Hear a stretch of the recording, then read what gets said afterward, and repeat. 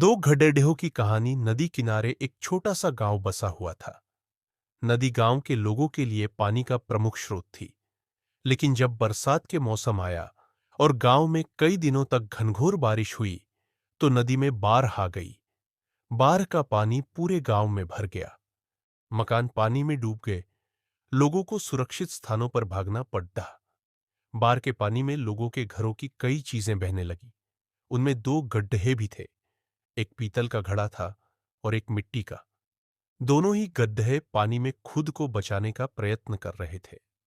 पीतल के कठोर और मजबूत गड्ढे ने जब मिट्टी के कमजोर गड्ढे को संघर्ष करते देखा तो सोचने लगा कि मिट्टी का ये कमजोर गड्ढा आखिर कब तक खुद को डूबने से बचा पाएगा।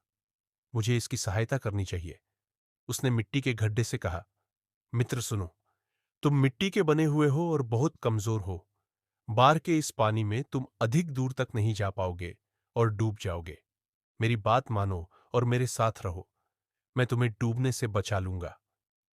मिट्टी के घड़े ने पीतल के घड़े को देखा और उत्तर दिया, मित्र, तुम्हारी सहायता के प्रस्ताव के लिए धन्यवाद, लेकिन मेरा तुम्हारे आसपास रहना मेरे सलामती के लिए उचित नहीं है।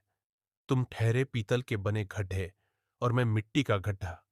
तुम बहुत कठोर और मजबूत हो। अगर तुम मुझसे टकरा गए तो मैं तो चकनाचूर हो जाऊंगा। इसलिए तुमसे दूर रहने में ही मेरी भलाई है।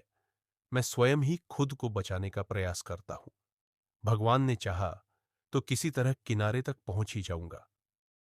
इतना कहने के बाद मिट्टी का गड्ढा दूसरी दिशा में बहने का प्रयत्न करने लगा और धीरे धीरे पानी के बहाव के साथ नदी किनारे पहुंच गया। वहीं दूसरी ओर पीतल का भारी घड़ा भी प्रयत्न करता रहा, लेकिन नदी के पानी के तेज बहाव में खुद को संभाल नहीं पाया। उसमें पानी भर गया और वह डूब गया। सीख विपरीत गुणों की अपेक्षा एक समान गुण वाले अच्छी मित्रता कायम कर पाते हैं।